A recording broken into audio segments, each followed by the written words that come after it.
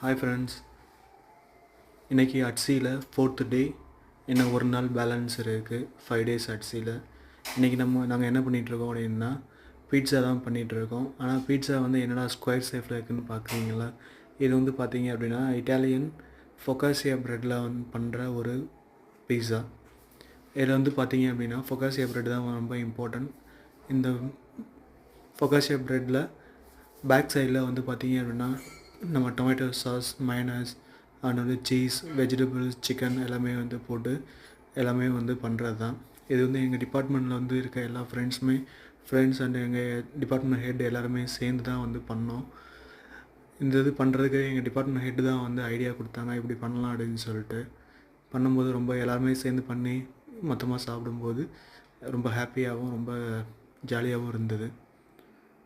Okay friends, thank you. Next வீடியோவில் பார்க்கலாம்.